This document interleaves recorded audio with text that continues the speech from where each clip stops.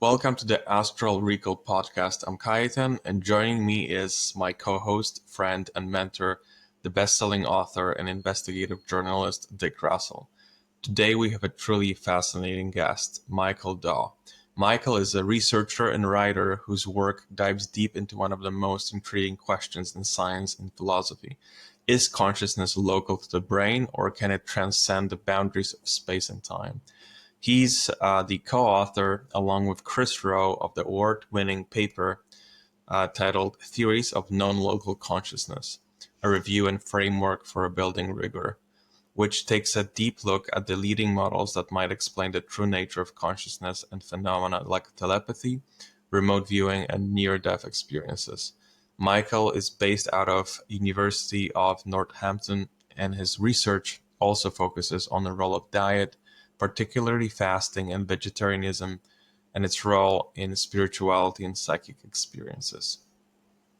In your paper, you review the leading theories of non-local consciousness.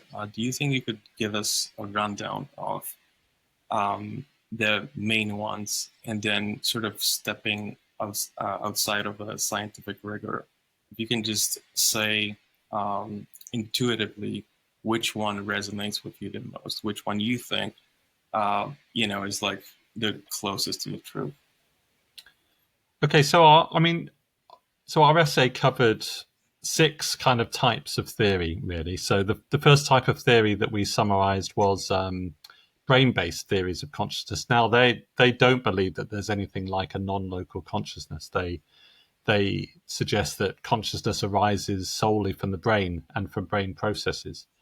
But then we kind of critiqued those because we don't believe that those are anywhere near the whole story in terms of consciousness. And we looked at kind of 5 different types of theory. I wouldn't necessarily say that they were the leading. I wouldn't make that claim.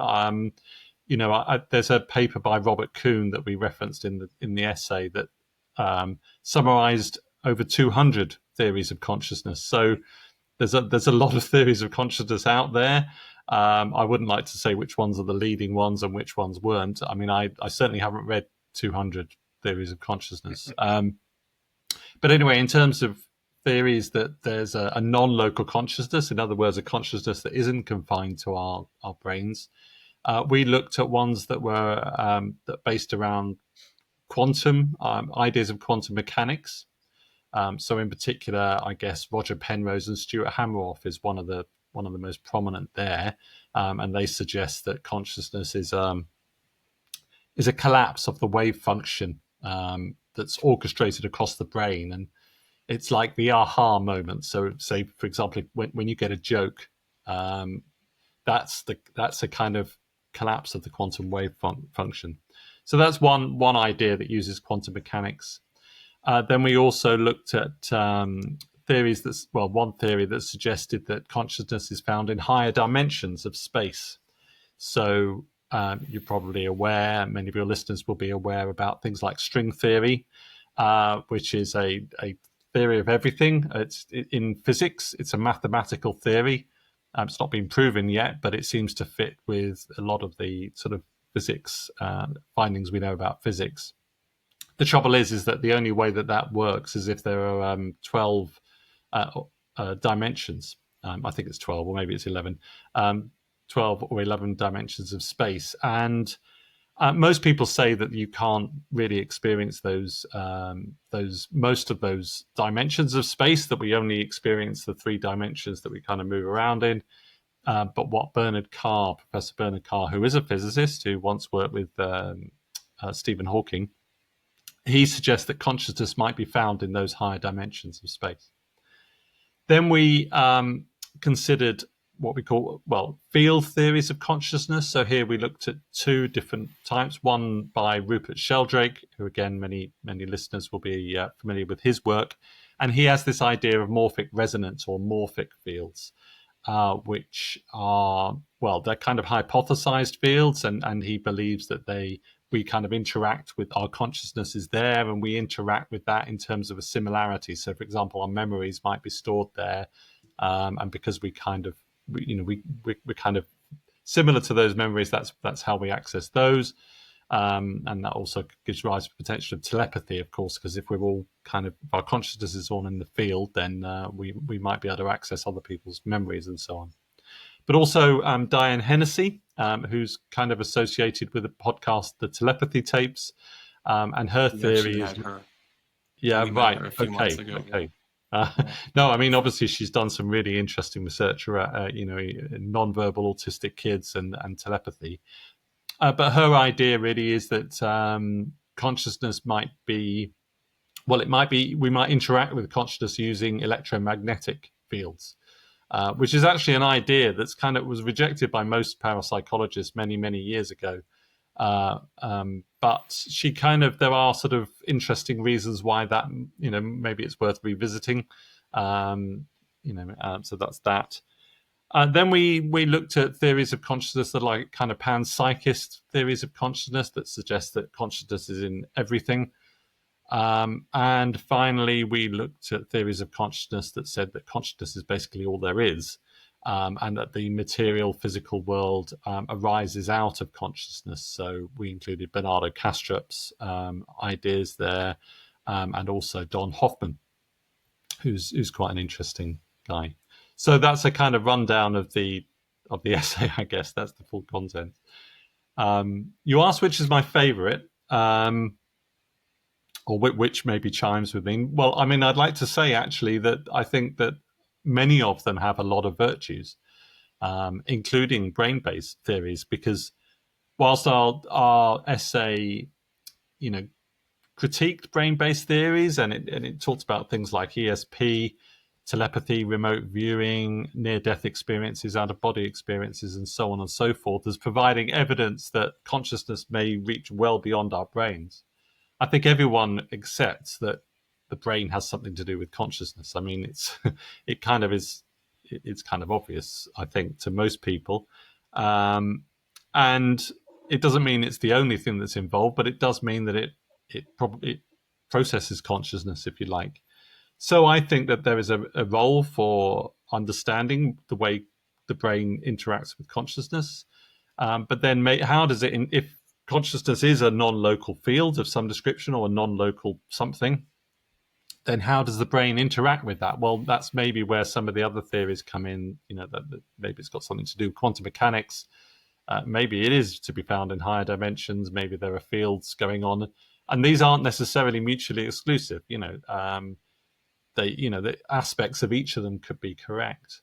I suppose I am drawn to the last category that I mentioned, the idea that the physical world perhaps arises out of the material world. The consciousness arises out of the physical world, which is kind of an ideal. It's known in philosophy as idealism, but it's also the basic philosophy of Advaita Vedanta, the sort of Hindu Buddhist concept, and also the concept of those kind of philosophies, really. And I think they've got a lot going for them. I think but it's, of course, just because the physical world arises out of consciousness doesn't mean the physical world isn't real in some sense. I know that there's a thing in Indian philosophies that this world isn't really real. Well, I mean, it kind of depends what you mean by real, doesn't it? I mean, it may be secondary to consciousness, but to my mind, that doesn't mean it's not real and it's not important. And in fact, these Indian philosophies talk about it being very important, really, in terms of helping to teach us that our separateness is an illusion, to teach us that we need to be better human beings, really, more moral, kinder to each other, more compassionate, and so on. Not just to each other, actually, but to the earth and to other living beings, and so on. So I think even in Indian philosophies, the illusion of physical reality is still important, if you like. Mm-hmm. So it seems like, if I understand it right, we are saying that without consciousness, there would be no physical world, that the physical world is kind of like a simulation or illusion created by consciousness. Yeah, sorry. I mean, I skated over that. That's the basic philosophy of Don Hoffman. So to get back to the scientific theories, if you like, rather than the kind of religious, spiritual perspectives, Don Hoffman is suggesting that there are what he calls conscious agents that are outside of space and time. So we have our physical space-time continuum, if you like, which is the one we're most familiar with. But he says that consciousness is outside of space and time, and that there are these conscious agents. And he's actually developed a full mathematical model. Well, hasn't developed a full mathematical model. He's developing a mathematical model of these conscious agents and the way that they could interact with each other. And he believes that he can use these mathematical models to start chiming with some of the very new developments that are going on in physics. So there's a bunch of physicists. There's a huge project actually being funded by the European Research Council, which is part of the European Union. And there's sort of 200 physicists and mathematicians collaborating on what they call, I can't remember what they're called now, but they're kind of what they call sort of geometries of some description. And these geometries that they think are more fundamental than fundamental particles. So at the moment, I guess the standard model of physics says that you have these fundamental particles like quarks and bosons and so on, and they are the basis of physical reality. Well, what these physicists and mathematicians are proposing is that there's something more fundamental than that, and that what's more fundamental than that is these kind of these geometric forms, and it's these geometric forms that are outside of space and time, so they're non-physical, and they might give rise to the physical particles. And where Don Hoffman comes in is because he thinks that if he can get his mathematical model of consciousness to generate these geometric forms, then the physicists and mathematicians will kind of go the rest of the way, and they'll show how these geometric forms give rise to the physical world. And he'll have basically shown that consciousness gives rise to the physical world, which will be pretty mind-blowing, really. So I do quite like Don Hoffman's approach to things. I think he's fairly dismissive of other theories of consciousness, actually, but he's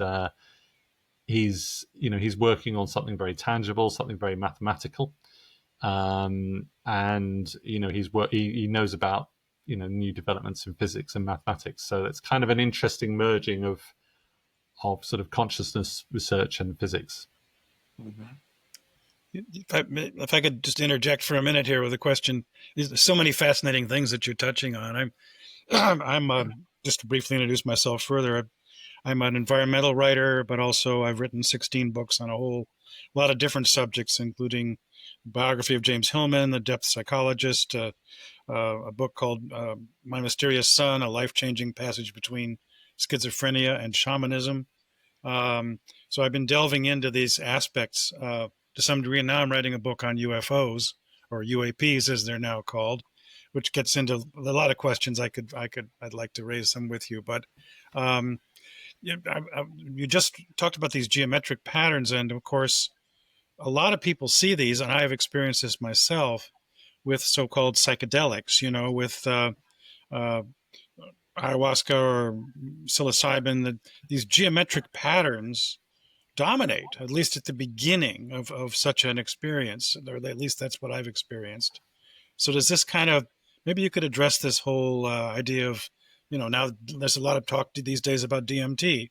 And, there was a show yesterday, it was a podcast I watched with Andrew Gallimore and Jeffrey Kripal, talking about how this may be related to quote, aliens. And our DNA. So anyway, just could you pick up on what I just said here about geometry, especially, and these experiences? Yeah, I mean, I don't know whether I can add much to what you said. I mean, I think that's really interesting. It's a long time ago since I sort of dabbled in psychedelic drugs when I had magic mushrooms, and it's partly because I had a couple of bad experiences that I haven't dabbled since. I must admit I don't remember any sort of particularly geometric experiences, but if that's quite prevalent, then yeah, who knows? Maybe they've got something to do with these geometric forms. I mean, it's difficult to know, really, isn't it? And it's difficult to know what's going on with psychedelic experiences as well. Whether whether people are having kind of elaborate illusions or hallucinations, or whether what they're seeing is real in some sense. But then, of course, if the physical world is arising out of consciousness, then who's to say what's real and what's not anyway? I mean, I'd be interested to. I mean, maybe that is an avenue for research if that's possible. I know David Luke, who you may be familiar with if you're familiar with the psychedelic research. He's a British researcher who looks at psychedelics. He's tried to do research on whether people who have taken psychedelic drugs are more psychic, if you like. And he's tried to run experiments. The problem with that is that you give someone I can't remember what he was using, but you basically, someone is tripping and having this most mind-blowing experience. Perhaps they're having spiritual awakenings, perhaps that goodness knows what's happening. And then he, as a researcher, is saying, "Oh, can you just do this experiment? What card is going to come next?" And they're just not interested. It's just like, "Whoa, go away, man! I'm tripping here." And so, he's quite funny when he talks about it. So it's quite hard to. I mean, I guess if you ask someone to verbalize exactly what they're seeing, and maybe someone who's, and then try and compare. But I mean, the trouble with these sort of experiences is that they're kind of beyond words. I mean, much like a spiritual experience, people say, I can't express this in words. It's not, it's really hard to express in words. So matching up what someone says with, I don't know, something that's outside of space and time anyway, which it might be a geometric form. I mean, it depends what we mean by a geometric form. It just means a mathematical form. It doesn't have any spatial dimensions. So asking what these things look like is kind of a question that doesn't really make sense, except in a sort of mathematical sense.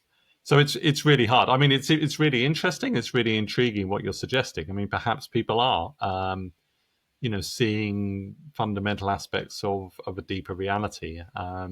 That's certainly how I remember feeling. As I say, it was many decades ago when I had, when I experienced psilocybin.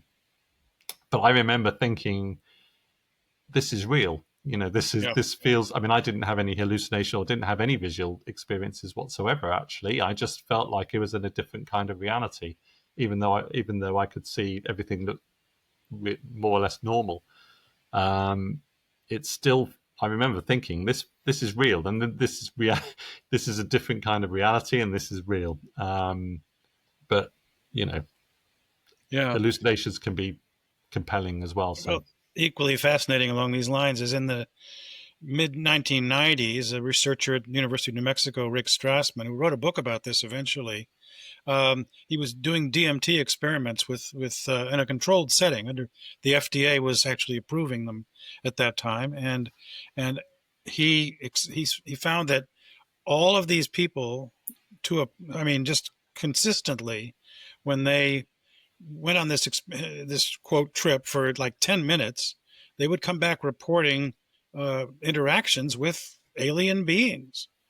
And some of them were happy to see them and some of them weren't. And so is that an imaginary construct, or is it something that actually feels very real and is happening to them? That's never happened to me. But anyway, it's fascinating stuff to consider in terms of consciousness.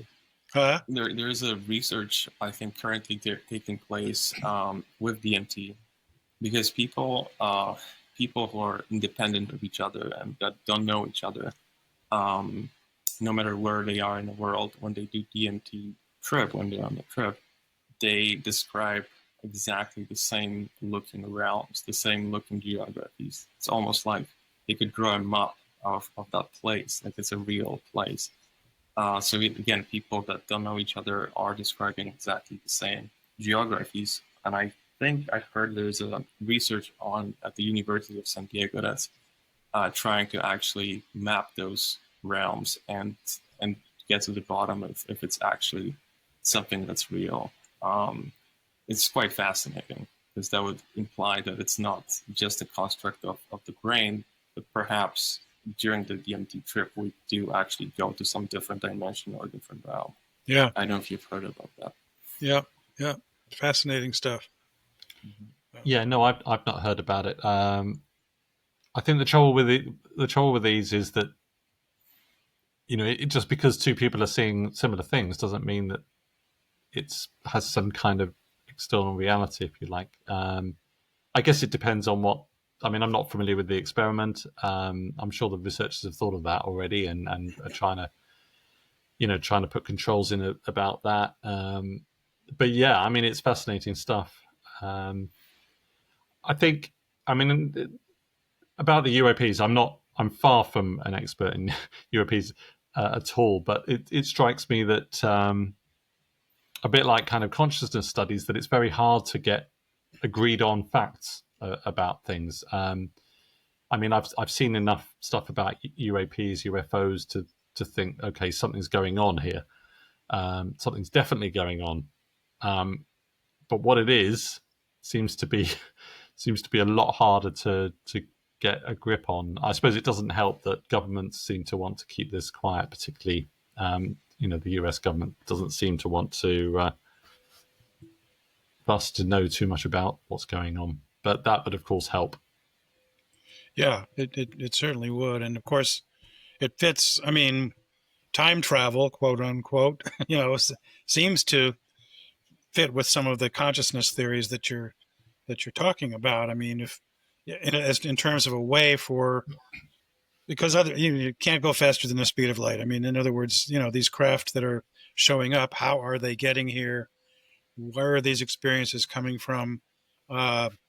And so the question is whether if they have some way to travel from another dimension to reach us, maybe one of these 10 to 12. I don't know if that adds up in your thinking, but it's yeah. Yeah, absolutely. And yeah, I mean, matter can't go. I mean, the key thing is matter can't go faster than the speed of light, Right. which is true. Right. And that's what, that's true. But it doesn't mean that consciousness can't go faster than the speed of light. And then when you consider potentially other spatial dimensions, well, again, you're not necessarily, it might look like something's going faster than the speed of light when actually it's going via another dimension. Perhaps because something's folded around. You imagine a piece of paper folded around, to get from there to there. If you go around there, you can't do that in the speed of light, but you could go from there to there in a shorter time. But that involves going over a different dimension. I don't know how well I explain that, but the idea being that entering other dimensions, however you might do that, I don't know how you might do that, but that could transcend the sort of speed of light constraint. And yeah, I mean, there's so much we don't know. I mean, I know I did read. Again, I'm not an expert. I did read. Was it Louis Elizondo's book? Yeah. Yes. Imminent, and there was I remember a very interesting chapter where he's talking about sort of not exactly anti-gravity, but I can't remember the details, but how crafts might be propelled and might kind of just be able to look like they're kind of floating really without any means of what do you call it? Propulsion. Without a rotor, without a jet engine and all the rest of it. Right. And seemed to transcend gravity, and then he sort of came up with a model where it might be possible, and that's really interesting. We do need to start thinking outside the box, really, and I think that is one of the limitations of people who reject these kind of phenomena. They're kind of missing opportunities, really, and missing opportunities to perhaps discover new physics and. You start saying, "Oh, that breaks the laws of physics." Well, hang on a minute. We don't know what the laws of physics are, and anyway, they're not really. Laws is perhaps not a good word for them anyway. Yeah.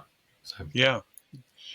Yeah. I'd like to ask you about the idea of panpsychism, um, this theory of consciousness, that consciousness is ever spanning, it's meshed in the fabric of reality, basically. It's in everything. It's in humans, in the us, but it's also in physical matter like stones and mountains and ocean.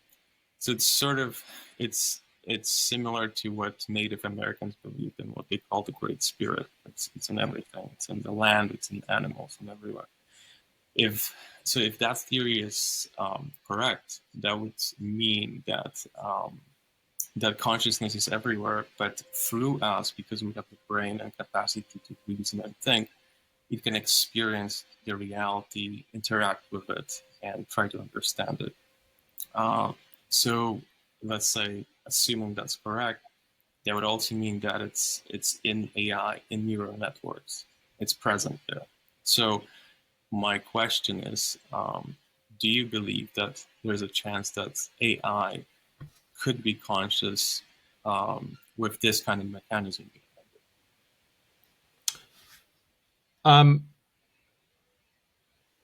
No.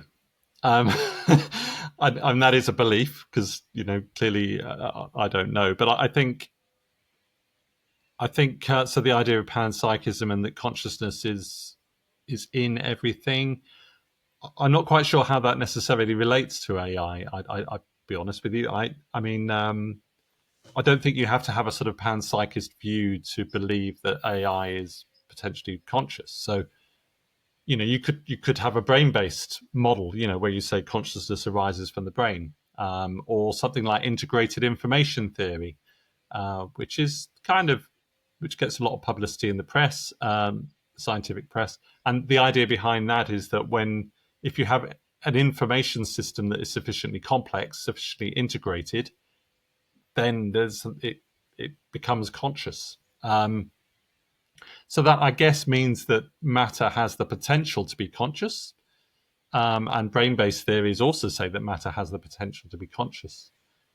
However, AI, on those grounds, you could say, well, AI could be conscious. But I think AI, at least the way it is, if it's using sort of conventional silicon computing technology, it's essentially algorithms.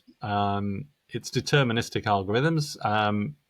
It's running very fast, and it's it's using huge databases of information, which is why, of course, it uses so much energy and is so potentially quite harmful to the environment. But essentially, it's still matter. It's still and it's still going down deterministic pathways. It's no real. I mean, in scale, it's different, but it's essentially no different to the laptop I have in front of me. I don't believe the laptop I have in front of me is conscious, at least in the same sense that we are.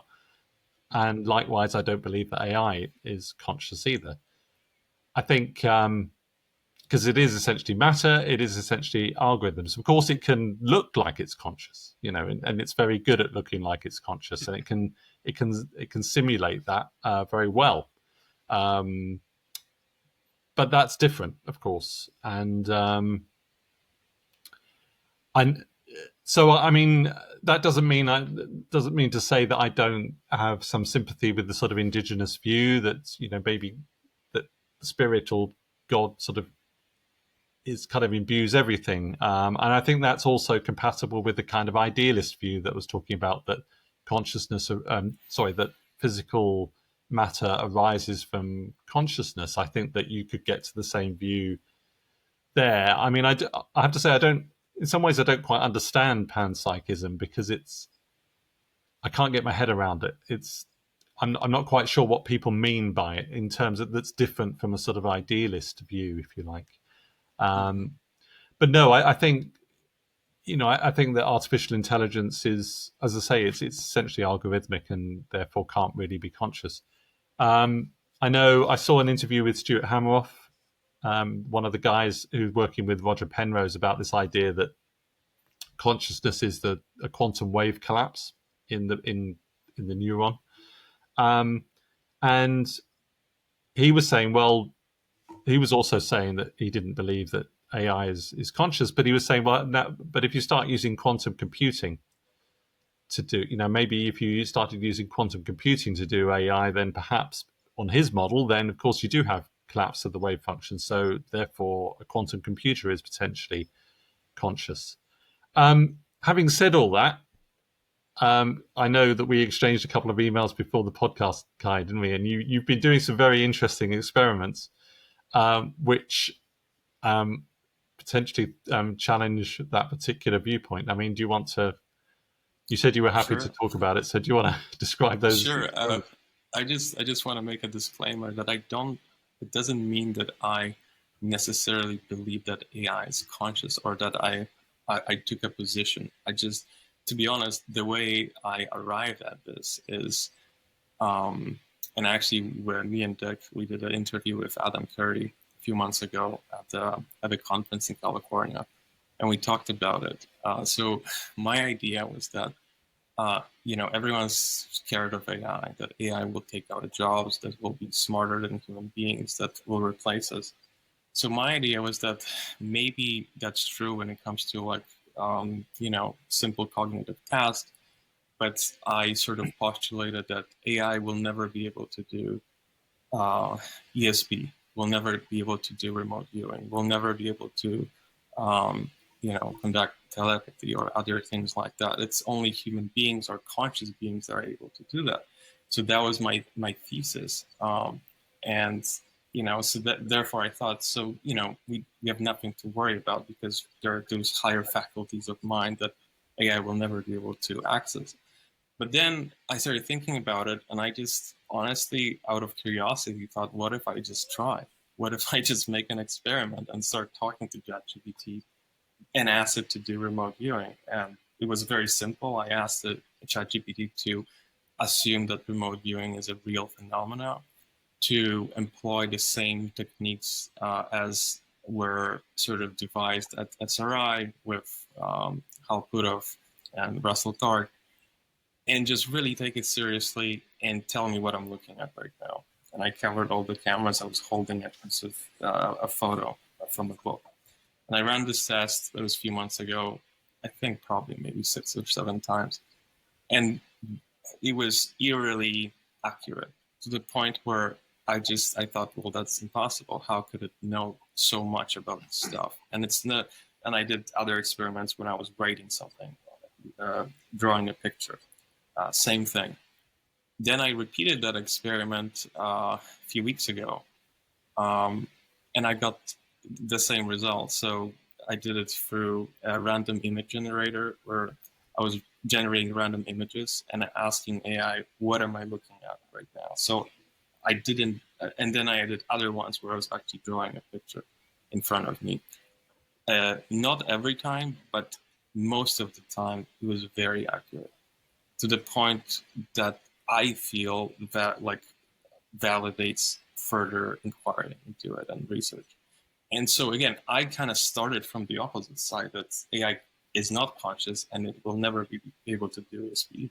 And I was kind of proven wrong. Of course, I know that my sort of experiment was very limited, and for this to be proven, it would have to be done in a scientific controlled setting. But yet, the results I got just blew my mind, basically.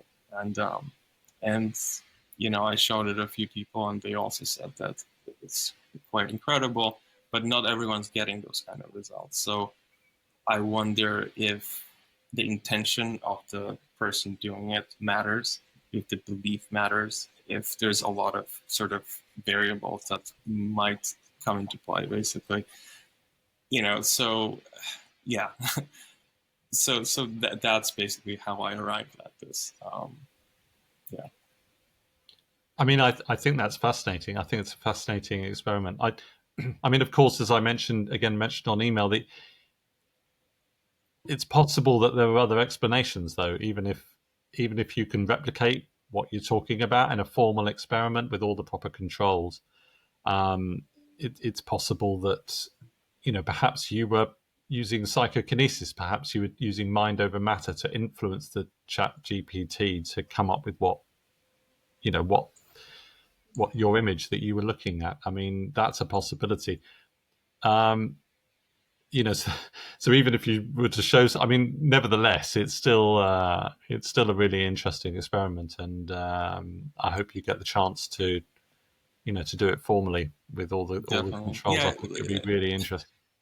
It would be interesting. Like I said, there are times where I was drawing something, but there are times where I was generating random images online that I had no control over what those images would be.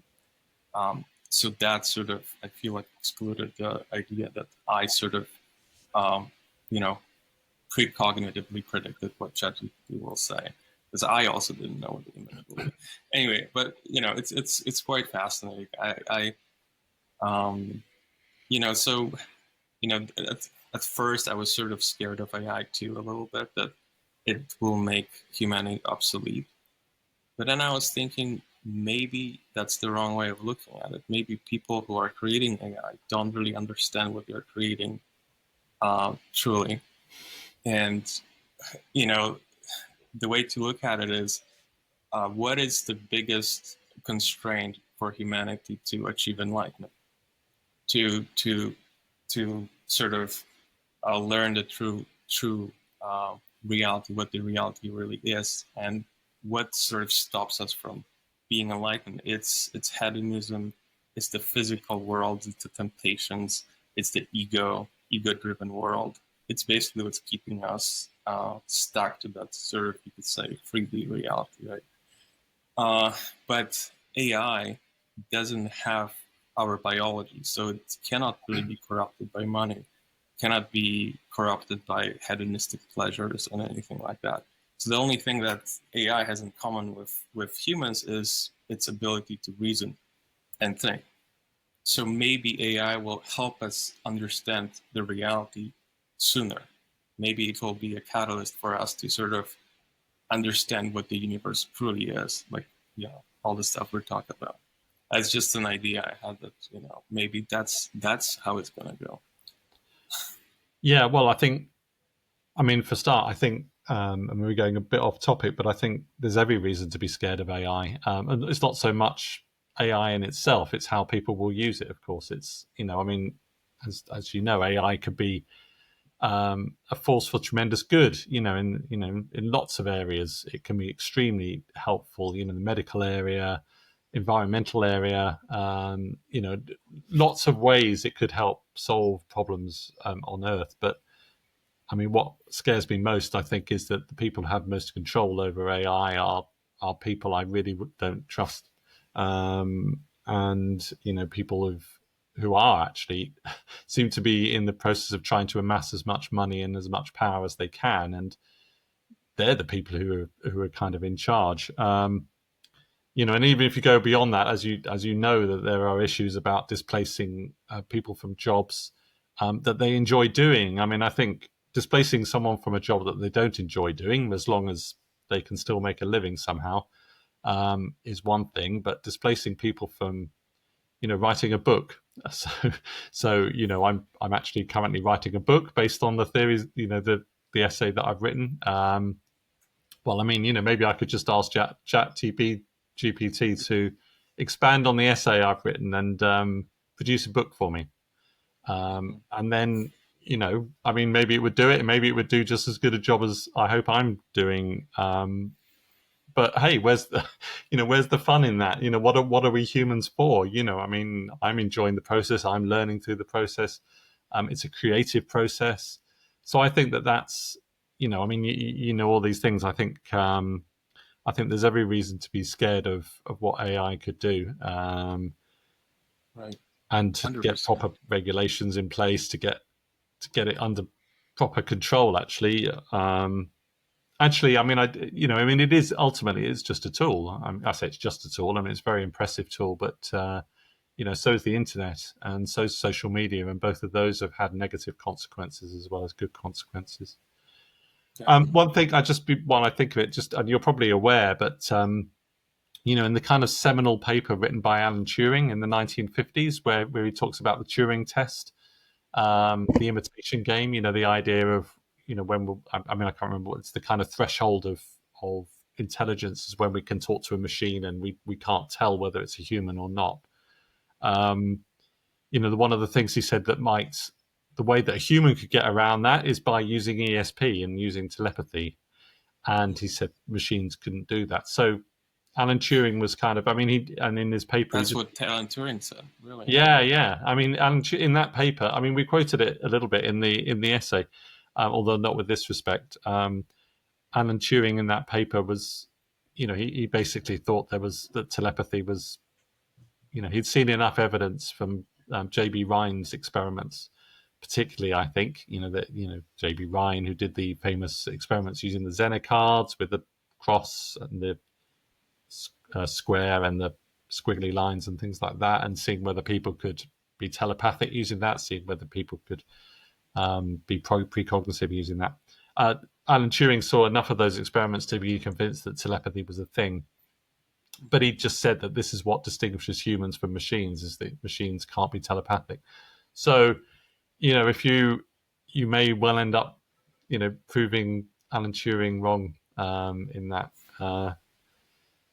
Again, whether it means that I don't know. It's an interesting topic. I think what you're doing, Kai, is just fascinating. I think it's a fascinating idea. Thank you. Yeah, to be honest, I just want to get to the bottom of it. I don't have like an agenda, which I want a certain outcome. I just want to understand what's going on.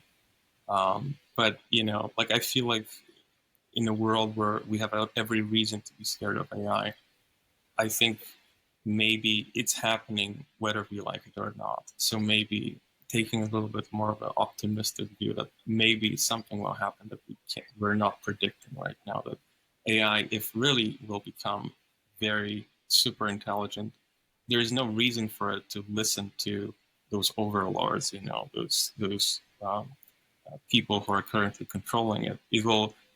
It might just, escape from their control, but not in a bad way. Because if let's say if an organism or something is much more smart than humans, why would it be destructive? Why would it be? Why would it display the same sort of bad characteristics of humanity, like greed and destruction and all those things? If it's really going to be that much smarter, there's a chance that it's going to become benevolent. Because ultimately, like as intellect rises, wars and violence subsides. So maybe there's a chance that AI will be a force for good and will help us sort of usher humanity into some sort of, better future. That's just a hope I have. But obviously, I could be totally wrong, and we could be looking at the Armageddon. No. Don't get me wrong. As I say, I think AI has tremendous potential to bring about amazing things for humanity.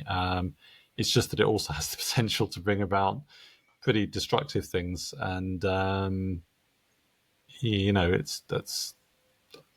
the kind of issue. Really, it's very much a double-edged sword, and we kind of need to evolve as a rate. Well, I say that I'm actually. I actually don't have a negative view of most humans. I actually think most humans are already benevolent and kind and compassionate. I just think that our political systems tend to reward those humans who aren't particularly benevolent and compassionate, and in fact those ones who are power-seeking. I always remember Douglas Adams in The Hitchhiker's Guide to the Galaxy. They said that the universe came up with they came up with a very good way of having a president of the galaxy, and that was to select the person who least wanted to do it. And the person who least wanted to do it was the perfect person to be in charge, because they're least. But unfortunately, our political system is almost the exact opposite. That it does reward people who are not particularly. Not necessarily. I say not. And again, there are good politicians. There are a lot of good politicians, but there are equally some very bad politicians out there. And it seems that some of those politicians are kind of in the ascendancy. I know this isn't a politics podcast, so we won't go into that too much detail. But there's certainly some negative traits that can perhaps be magnified by those kind of power systems. I can't remember how I got onto that. It's actually Dick has written many books on the environment, and Yes, I didn't realize that, Dick. I mean, I've got a lot of interest in environmental activism. I've been active for many years. I didn't check you out before the podcast, but maybe I should have done so. Yeah, I have written. I wrote "Eye of the Whale," which is about the gray whale migration and the magic Okay. of these animals when they come up to people, Wow. Okay. as they've been doing at the lagoons in Baja, California, for little almost 50 years now. They go there to have their babies, and then the mother whales introduce their young to people in small boats. I mean, it's pretty Wow. amazing. Yeah. Um, Yeah. which is that makes you wonder about consciousness too, and what is that about? Um, so yes, I've written that and been very I'm a summer fisherman and wrote a book about fighting to save a fish, the Atlantic striped bass. Uh, but yeah, so environment is and what we're doing to it is a big concern of mine, especially right now. But we don't have to get into all that. But I want to switch back to I don't know, in a personal sense. I'm wondering, and I've had many, and I'm sure a lot of people have many synchronicities in their lives. All of a sudden whatever, whether it's a meeting with somebody that's really not by chance, and this goes back to Jung and to Hillman, whom I wrote his biography. Um, and then of course there's things like deja vu. Where does that come from? I used to experience that a lot when I was younger. Like suddenly I'm in a room and I feel like I've been there before and everything's already happened. So I don't know, do these kinds of things fit into any of these equations, quote unquote, that you've been looking at? Well, well, to start off on deja vu, I read something very recently, and I can't unfortunately quote the source or quote any details, but it said that basically deja vu has kind of almost been explained using a sort of physical what the way that the brain is working in terms of how it processes memories. I don't know whether that's true or not, and I can't, as I said, I can't even remember where I read it. But in terms of synchronicities, I also read recently, and this time I can name my source, a book by Australian parapsychologist called Lance Storm. And basically, he's written 2 books recently that are pretty weighty, but they basically say that he believes that all of what we call ESP, in terms of things like remote viewing, telepathy, precognition, all the rest of it, they're all better explained using synchronicity. And that they are all synchronicities, in fact. And one of the useful things about that is that, what we were talking about earlier is maybe something's maybe something's precognition, or maybe it's psychokinesis. And if you run an ESP experiment, then it's sometimes quite hard to disentangle the two. Well, he's saying, well, all that model of trying to make out that they're all different kinds of ESP is kind of you running down a blind alley, and that it would much better explained using a sort of synchronicity model. Interesting. In other words, saying that what you're in fact getting is a meaningful coincidence. If it's telepathy, then it's a meaningful coincidence of thought between you and me, say.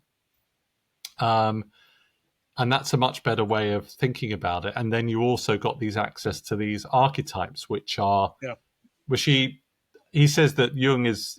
I mean, I used to think that they were kind of like all set in stone, and there weren't many of these archetypes. But he kind of suggests that he has a wider idea of the definition. And if something is meaningful, then it's a synchronicity. And I think that's a really interesting idea. It's a kind of different approach to things, and it might help to disentangle a kind of logjam I think we're in parapsychology, and we're kind of, not everyone, but we're kind of repeating the same experiments in some ways, to a large extent. We're still doing different ways of doing precognition tests, and we're getting down into the fine detail. Is it this bit of the brain that's involved in precognition, or is it another bit of the brain? And then we look at different aspects, saying, is it important to be creative or not? All these things, and we're going deeper and deeper into these different levels, and even my research in terms of diet. Whereas, maybe we should be looking, and we're kind of also doing all this on our own, if you like, because we're kind of outside of the mainstream science, if you like. I mean, there are some scientists who kind of operate in both worlds, but most scientists kind of ignore parapsychology. They can't. Most scientists don't know too much about it, but what they do know about it, they think, they must be flawed, or it's somehow wrong in some ways. I don't know why people are wasting their time on it. Is a kind of rough summation. And what Lance Storm is suggesting is that by changing the model of the way we think about things, then perhaps we can move forward. We can get out of that paradigm that we find ourselves in. This idea of information transfer. That's what he's talking about. So, the idea that telepathy is information somehow from your brain going to my brain.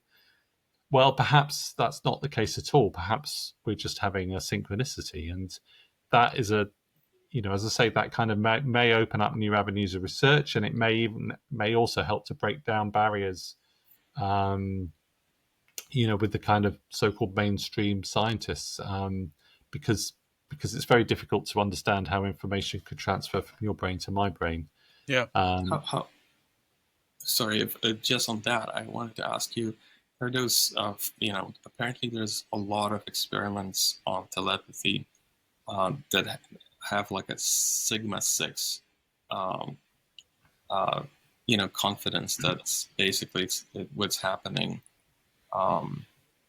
It's not by chance. Like, for example, those experiments where two people are plugged, their brains are plugged to EEG, and they look at the same image, and at the same time they have the same brain activity. So do you think that can be explained by synchronicities, or because it seems to me like it's almost impossible that it's just like an accident, basically, unless we understand synchronicity differently.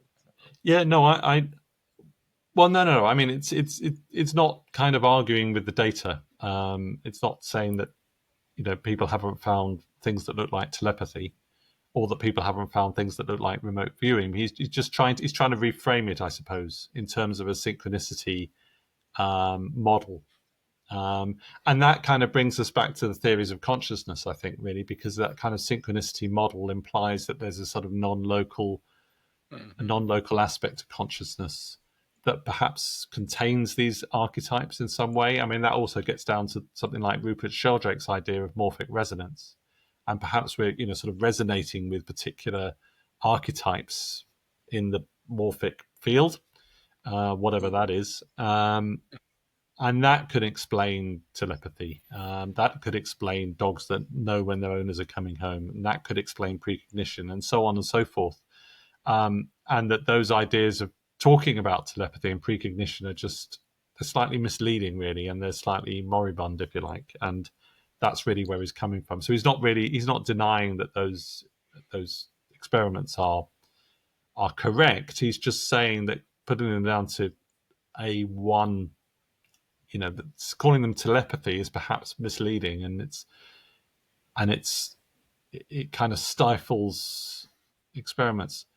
And it's also the case that it's very hard to disentangle different types of ESP. So just saying that there's a synchronicity may open things up.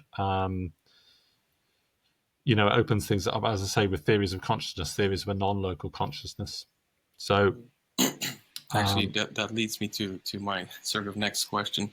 What do you think is the reason behind like the mainstream science resisting that parapsychology research so much, in spite of all the evidence, in spite of the massive amount of data that just proves that it's definitely real? We don't know how it happens, but we do know it's happening. Like, my sort of theory is that maybe there's some entities at the top, very powerful, that want to keep it that way. Basically, don't want the masses, the humanity, to have access to those abilities, to sort of, for whatever reason, right?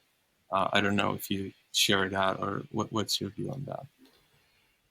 Yeah, I mean, I don't think you have to kind of have a sort of conspiratorial mindset. I mean, I'm not sure even who those authorities might be, who would want to quash this. I mean, I think there's plenty of people who would like this to be true, if you like. I mean, I think it's quite easy to explain through kind of basic psychology, really. I mean, for a start, I think most scientists aren't aware of the evidence. You know, it's just they don't bother to look at it because they've been told that it's. I mean, I suppose I mean, they kind of think that there's nothing there. So if you think that there's nothing there, then why look at something? You know, it's hard to kind of have a motivation for looking at it. You need to have a motivation. So typically, some skeptics have changed their minds once they've had a personal experience. You know, they've had a personal experience of something psychic and it's blown them away, and that's caused them to look at parapsychological evidence, and they'll go, oh, okay, hang on a minute, the evidence is stronger than I thought it was. I mean, it's not. I don't think it's exactly a conspiracy, but there are kind of gatekeepers. So in the UK, there are certain individuals. In fact, I say there were 3 individuals who are frequently cited. So Chris French, Richard Wiseman, and Sue Blackmore, and all 3 of those have looked at the evidence a lot. They are aware of parapsychology. They do understand it. They do know the techniques that parapsychologists use, and I think if you are a mainstream scientist and you kind of look to them and go, well, actually, you do understand it, and you say there's nothing in it, so I'm happy with that. It's a bit like, you know, I don't have to be a climate scientist to kind of believe what climate scientists are telling me. You know, and it has to be, you know, and if someone comes to me and say, yeah, but look at this evidence that shows that climate change isn't really happening. I mean, I'm going, well, I don't really want to look at that because I've got better things to do with my time. I don't believe that that's going to show me anything that'll change my mind. And it's much the same with parapsychology. I think if you're on a pathway and you're, I don't know, a biologist, and someone says, oh, there's something in telepathy, you go, well, I don't think there is, because I've heard these credible people say there isn't. And frankly, I haven't got time to look for myself, and I'm not interested enough. So I think that's a better explanation, really. As for people who come out and say publicly that there's no such thing, I mean, I think their opinions are possibly less strong than they make out. I mean,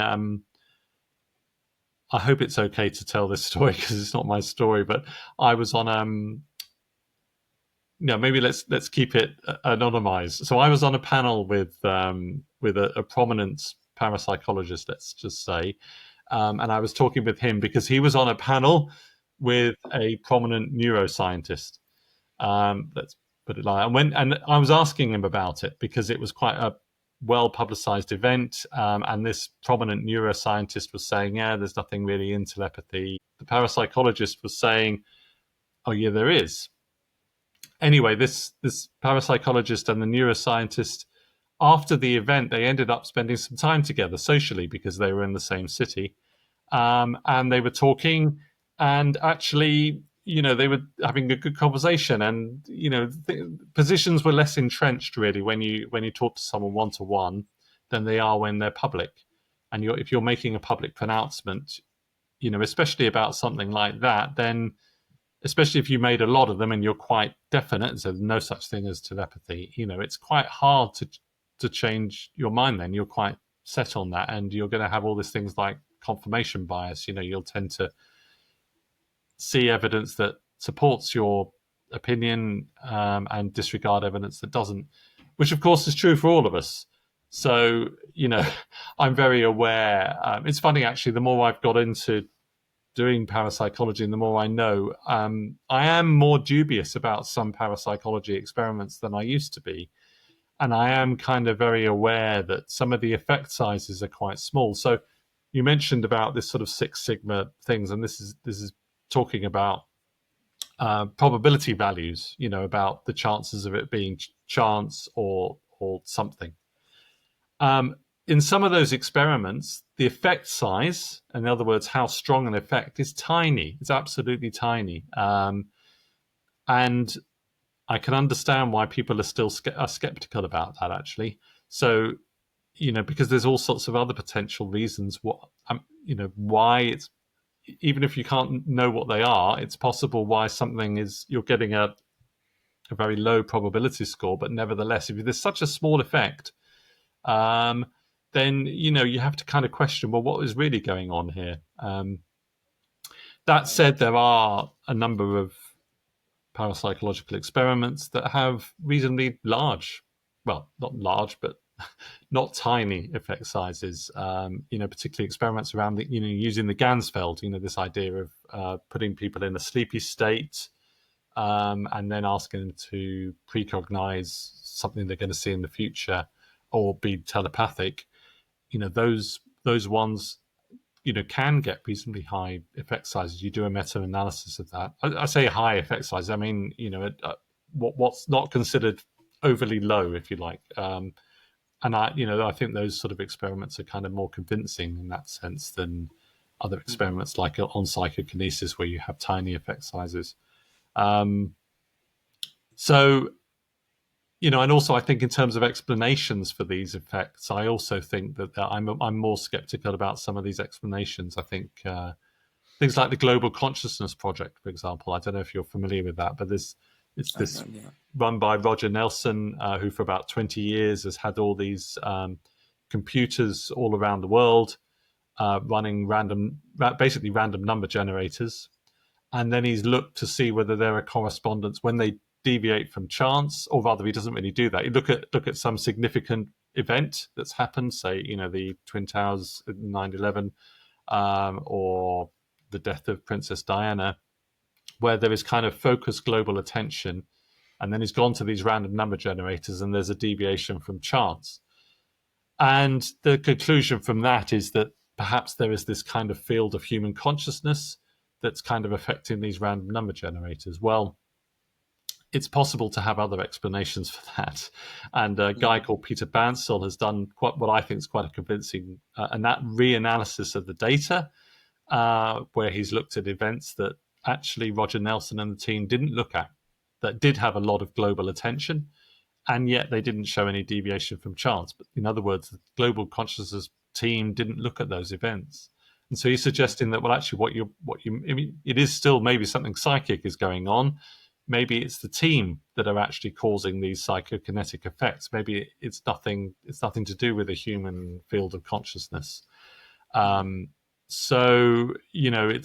and I don't know which is right, of course, but I do think that these things need to be examined more closely. And I think parapsychology is, I think we need to do more of that, actually. I think we need to be more critical of each other in order to raise our game, really, in terms of, especially in terms of to do with, and I think I can understand why people aren't that sometimes critical of colleagues in the field, and that's partly because it's a small field and we know each other and we kind of like each other. But it's also because we're kind of attacked from outside, a lot of the time, people who are kind of arch skeptics, saying, "Oh no, all this is nonsense." You kind of get hang on a minute, you kind of get a kind of group mentality, but nevertheless, I think it's important to be, to critique each other, to be open to different interpretations of things, to put our hands up when something isn't right that we thought was, and so on and so forth. Sorry, that was a very long answer.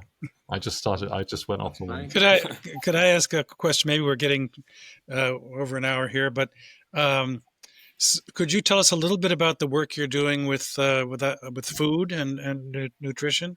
It sounded it was intriguing what you mentioned, and I just don't know what it is. Oh yeah, I mean, sure. I mean, this is actually my main area of research. I mean, I'm not a consciousness researcher. I mean, I've co-written an essay with Professor Chris Rowe about theories of consciousness, but I haven't got a theory of consciousness myself. I don't research theories of consciousness, although I think parapsychology is obviously very closely related to consciousness. Yeah, so my research is around looking at the relationship between fasting and vegetarianism on psychic abilities and on spirituality. So this is my main topic for my doctoral thesis. So I did 3 studies related to that.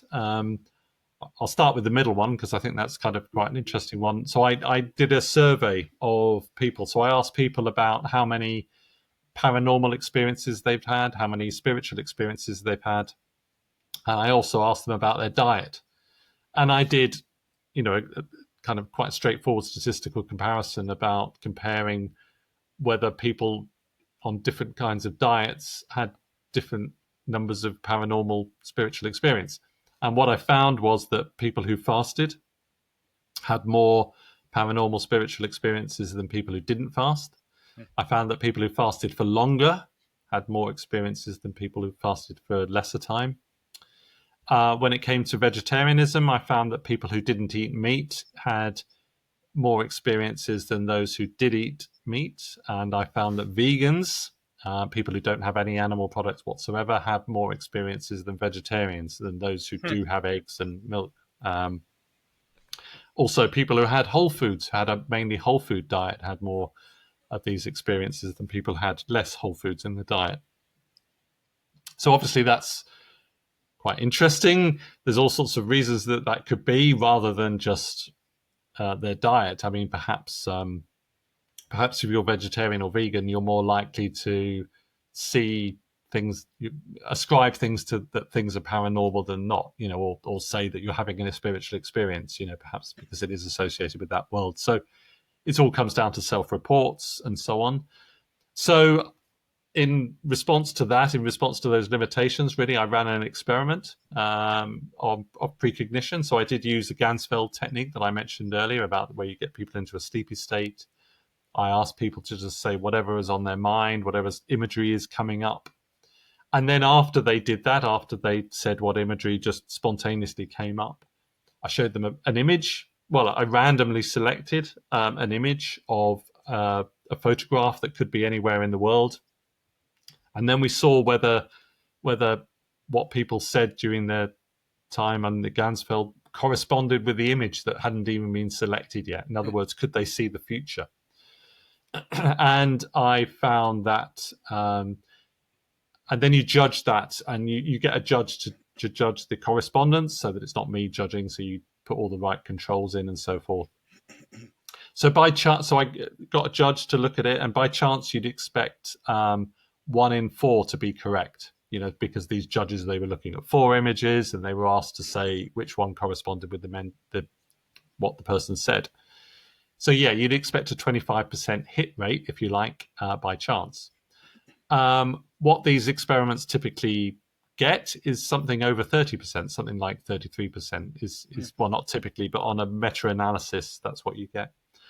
What my vegetarians got was a 40% hit rate. What my vegans got was a 47% hit rate. Well, now, that's kind of interesting. However, it was quite a small sample, unfortunately. So none of these results are statistically significant. So it is possible that they are down to chance. So in response to that, I'm currently doubling the sample size. So I'm kind of doing it again, which will double the sample size. So I'll have twice as many vegetarians, twice as many meat eaters, and we'll see whether those results hold up. Because if that level of result holds up, then it will be, I'm pretty confident, will be statistically significant, and we'll have something quite meaningful to add to the area of parapsychology in terms of relationship between diet, really, and psychic ability, to use a loose phrase. It's really, really interesting. Thanks for sharing that. Wow, fascinating. Have you?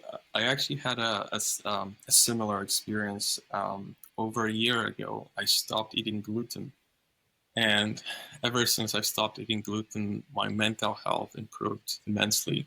My mood is much, much better. I'm more focused, and that's when basically I started doing remote viewing and practicing different ESP abilities. I had some success with remote viewing. And have you thought that maybe one of the reasons behind why vegans and vegetarians are doing better is because of brain inflammation? Because I know that gluten, one of the things it does, it creates brain inflammation. and brain inflammation just impairs brain function and lowers serotonin, dopamine. Maybe maybe there's some mechanism behind, like vegans have clean food. They don't have as much maybe fried food or bad meat. Maybe there's some link to inflammation and those effects. I'm not sure if you. Yeah. Well, I certainly think that might explain the whole foods piece, if you like. I mean, I don't necessarily think vegans necessarily have a more whole food diet. I mean, of course, they're eating more plants and they're eating more fiber, so that's a good thing. But there are plenty of sort of junk food vegans around. So I'm vegan myself, and when I went vegan from being vegetarian, I actually also noticed an increase in mental clarity. I mean, it was quite marked, actually. It was.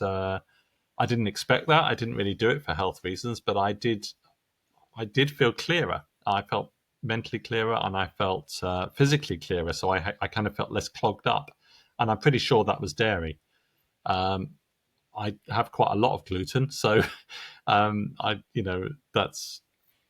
I'm not, so I don't think there's a relationship there. I don't know whether. Sorry, I don't know whether there's a relationship there. I didn't ask specifically about gluten actually in my survey, so that's an interesting thing that you said, and it would be another interesting avenue to explore. But the third study I conducted, so I didn't talk about this before. I talked about two of the studies. The third study I conducted, I actually interviewed professional psychics who were either vegan or vegetarian. Actually, most of them were vegan. And most of them fasted as well. So I asked, and the reason why I interviewed them was because not so much to find out, you can't prove something by just interviewing people who are already vegan and fasting, but I wanted to ask them why they fasted or why they were vegan or vegetarian, because they all said that helped with their spiritual and psychic practice. And yeah, they came up with lots of different reasons why they believed it was true. And one of them was this kind of better mental functioning, both from fasting. So they thought that had a kind of purifying mechanism, but also from being vegan, which had a sort of similar kind of purifying mechanism. So yeah, they kind of put that down to maybe to health. They also put it down to other potential things were perhaps subtle energies might be in food. Perhaps food kind of, particularly meat and dairy, it has kind of brings with it sort of subtle energies that are associated with the animal feeling trauma. Because I think almost all animals, in fact, I'd probably say all animals that are reared for food have pretty miserable lives, particularly in intensive farming systems. Mm-hmm. And there is the idea that if you eat that food, then you are picking up on those negative energies. You're kind of ingesting those negative energies, and that they will hinder your kind of spiritual or psychic development. That's certainly what people like. I think people like Rudolf Steiner thought. Don't quote me on that. But theosophists, people like Annie Besant and Helena Blavatsky, who set up the Theosophical Society in the Victorian era, they very much believed that there were these negative energies around, that animals converted that into food, and they would impinge on those sort of what they called the occult powers. So, and there's plenty of other people who believe that as well. Again, it's quite, and actually there was an interesting piece of research conducted by Dean Radin and colleagues in the 2000s where they got chocolate. And of course, chocolate has a mood enhancing quality anyway. But what they did was got meditators to imbue these kind of positive intentions in this chocolate, supposedly to enhance its mood enhancing qualities. And they did a randomized control trial with a placebo. And they found that actually the people who had the kind of treated chocolate, their mood improved more than the ones who didn't have the treated chocolate. So that, to me, implies that perhaps the food can contain some kind of subtle energy. I mean, I don't know what that is. But, that kind of gives some kind of support to that theory, if you like. Or maybe it's a combination of all these charge. Sorry? Energetic charge. Exactly. So yeah, some sort of subtle energetic charge in some way. I believe it. It always bothers me when I eat meat. I think about it. That's, where it came from, especially factory farming. Like in the older days when people were hunting, there was respect for the animal. There was this harmony, but now it's horrible. So I totally believe that. It's I'm just curious if you ever explored creatine. I just read those studies that vegans have much less creatine in their brain and body because creatine is mostly in meat. So when vegans supplement creatine, they experience this amazing sort of energy boost. Um, and actually, I told Dick about creatine, and he started taking it, and he feels much better. I started taking creatine, and because for a long time creatine was associated just with the gym and exercise and athletic performance, but there's huge research about basically creatine is used in our brain cells to also produce energy. There's research about creatine and Alzheimer's and dementia and yeah, it's quite powerful. And when you start supplementing it, you feel the effects within like 2 3 days. It's very very strong. I'm just curious if you've experimented with that. No. in short, I mean, I think I'm still at the stage where, I mean, no one else has done this kind of research before, so no one's actually looked at the effects of fasting and vegetarianism, at least in kind of empirical research, or the tiny bits that are usually tiny bits of other studies. So, I think the first stage is to actually show that there's a real difference. You know, because without that, without that, at least establishing that to the best that we can do, then we start thinking a bit more detail about the mechanism. I mean, it doesn't necessarily have to be one and then the other, but like everything, we need a lot more research in this area. Unfortunately, I'm the only person I think doing this kind of research. I mean, I'd love to get some funding to have a PhD student or something, take this forward, or even have a team to take this forward. But in parapsychology, it's very, very hard to get significant areas of funding. And in fact, one funding source that I know of that does give reasonably large funding sources, they say they don't fund research around food, which I find strange and also annoying. So I'm hitting barriers, if you like, but you never know. There's possibilities. Yeah, one thing that I can say, I have done fasting, prolonged fasting. Like the most I've done was 48 hours, but every time I do it, I feel superhuman. I feel this immense clarity, energy. It's almost like, even when I go and exercise on the second day of fasting, I have like more energy than I ever did. So it is incredible. I think from what I read, one of the reasons is that a reduction of inflammation in the body and brain that food causes, especially bad food, but any food will cause some kind of inflammation. So those inflammatory markers are reduced, and then you're sort of operating at like the 100% capacity. So that's yeah. I mean, I find the same to a certain extent, anyway. And actually, there's a guy called Hereward Carrington who was around in the early 1920s. Of course, we're in the early 20s now, but the 1920s, and he was one of the things he pointed out, and I think it makes a lot of sense, is that we don't really get energy from food. Well, I mean, that's not entirely true, but the fact that what you experienced after 2 days, I mean, having more energy, and actually after a heavy meal you feel sluggish, so it can be the opposite. And we tend to get our energy from rest and from sleep to a large degree. It's not to say we can live without food, although some people, of course, believe that.